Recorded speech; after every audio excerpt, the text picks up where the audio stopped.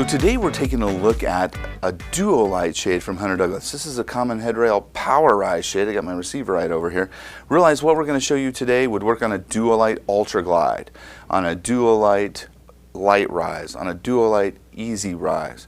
This is the same configuration, and I've got these cord routes here. You can kind of see it through the shear here, coming in about 8 inches in from the end of the shade here.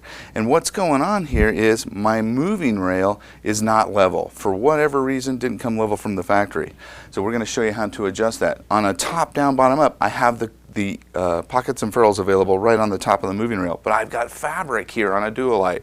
So we're going to take a look at that. First thing I'm going to do is take the end caps out of the moving rail. I've already taken mine out just to save time here. So my end caps are out of my moving rail. This would be done with the shade hanging in the window. So I would lower the bottom rail all the way to the down bottom position and it would be hanging there.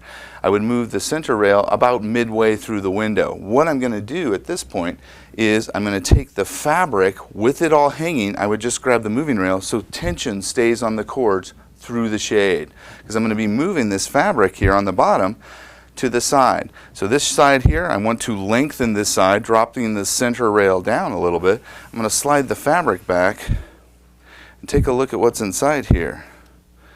I got to move it. Don't know how this is going to fly under the camera, but this is what we're going to try here.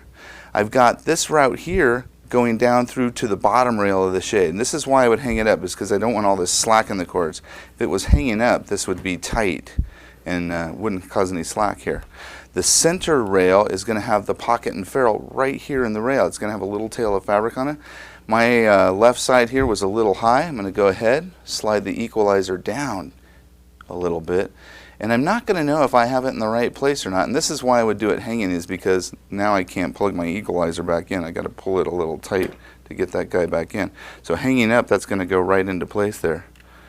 Pop in my equalizer here. Trying to get some tension on it to pull it through. There it goes. Pulled it on through, and that's why I would do it hanging up. I've got my equalizer moved down slightly. I'm not going to really know until I slide the shade back all together again whether I got that rail light. And again, I would do this hanging up because I see this slack here. I don't want that. So I'm going to go ahead and pull my head rail tight. Now I've tightened up the slack. Go ahead and slide the shade over. And again, this would be done hanging up. I can now check the shade for level, make sure it's nice and level in the window opening, and then go ahead and reinstall my end caps.